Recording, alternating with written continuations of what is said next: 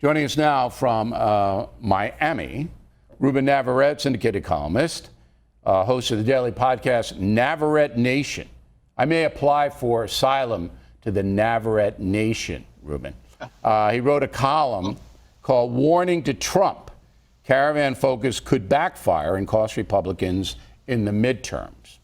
So how could the president's strong stance against allowing a mass migration in to apply for asylum work against him? Thanks, Bill, for having me. Sure. The way it works against him, or could work against him, is this is a really chaotic mess. Politicians typically don't want to invite chaotic messes to their doorstep because they can go wrong 6 ways from Sunday. And so when the president was sort of welcoming this idea that the caravan was coming as an election issue, saying the election should be about Caravan and Kavanaugh, I got a little nervous because I thought, man, this could really go bad. And at the same time, I was watching images of the Mexican military trying to keep out the Central Americans at the Mexican border with Guatemala.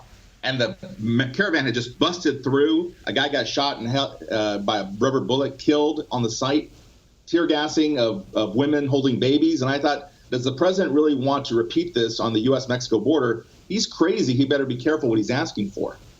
Okay. And we have discussed the fact that what the far left is hoping for is that the U.S. military will abuse the migrants in some way, particularly women and children.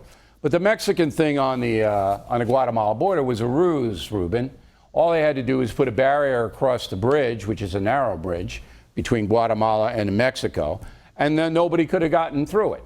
Just a barrier, a couple of trucks, armored vehicles, whatever it may be. And the people who jumped in the water or tried to get across by raft, then they get taken into custody because it's a felony, Ruben, to enter Mexican territory illegally. You remember the soldier who took a wrong turn and had an antique gun in his car that was incarcerated for months in Mexico until I led a boycott against the country. Greta Van Susteren also was involved. And the Mexican government folded. Everybody should remember that. So the Mexican government not being able to control is a ruse. They could control it. And I agree with you that if there is some kind of terrible pictures that come out of a confrontation, that it'll hurt President Trump and the Republicans. But that's not going to happen until December, not going to happen before Election Day. You know, we're 8 days out. And yes, they're in the vehicles now, but I don't see any kind of intrusion. So let me ask you one very important question, and I really am sincerely interested in your opinion. If you were president, I know you're president of the Navarrette Nation, but if you're president of the United States, how do you deal with the migrants? Okay, well, you don't cut off aid that's going right now to fight corruption and beef up law enforcement in these countries. So that the gangs cheer you because you cut off the aid. You don't do that. That's dumb. You don't send the military down there because you already have, let's see, Border Patrol, National Guard, and local cops down there. You're having a jurisdictional nightmare. Something bad could happen. That's not going to work. What you do is you make it clear that when people come to the U.S.-Mexico border and they're headed there, some are going to be sent home on airplanes and shipped back. And some are going to get hearings to decide if they can stay as refugees. Because they're coming in not as economic migrants, but as refugees. And maybe they have family here. Maybe their kids are still here because they used to live here and they were deported back or whatever. So you're going to have to sort this out. Not everybody gets to stay. Not everybody has to go back. One thing they should avoid is what Obama did. This idea that Obama stuck a bunch of unaccompanied minors and others in these camps, detention facilities for weeks that became months, that became years. That's bad news. Don't do that. Avoid that mistake. Some stay, some go. Do you know what the backlog is for asylum to be heard right now? I saw something like 3 million cases, but you tell me, what number have you seen? 3 years. All right. So if you allow anybody in from the mass migrant caravan, which, number one, have rejected asylum in Mexico, number two, could have sought it in their own home country, then you're basically saying, we'll see you in 3.5 years if you show up. Right. You really think that's good for America? I think what's good for America is a couple of things. Economic migrants who come here to do jobs Americans won't do. As I said, we should stop calling it an invasion. They're not coming to do us harm. They're coming to do our lawns and do our laundry and do our cooking. They've said they want to get jobs in the U.S. That's good for America. It's also good for America that we adhere as much as we can to the invitation at the base of the Statue of Liberty.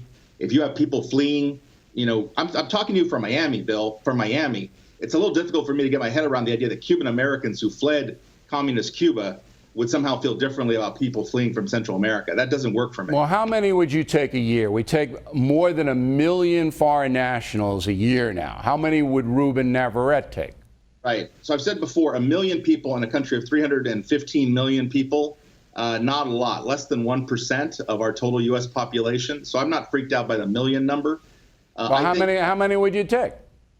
I think every time I'm asked this question, I can't put my finger on whether it be 3 million would be 1% or whatever the number is. I don't think 1 million has been sufficient, and I really get nervous when I see people wanting to go down to 250,000. All right. So if the government changed the law, which it should, and said we're going to let 2 million migrants come in here legally, you got to apply and you got to get your green card and you got to do what you have to do, would that satisfy you?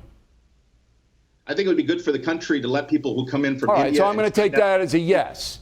That would satisfy you if you doubled the green card and the visas for foreign nationals. And I wouldn't oppose that as long as it's done in an orderly and methodical and legal way. I wouldn't oppose I think it. Legal immigrants are the best thing about the country. I think legal immigrants, people who come legally, we ought to find ways to But here's what's not the best thing for the country. Millions of people here illegally right now, some of whom are killers and rapists. That's not good for the country. So if you're going to say, all right, you migrants, there's 6,000 of you or whatever, you come on in, and this would be impossible, by the way, we're going to adjudicate every single one of you in the asylum category. Okay? It's impossible. But you come on in. What do you think 3 weeks from now you're going to have?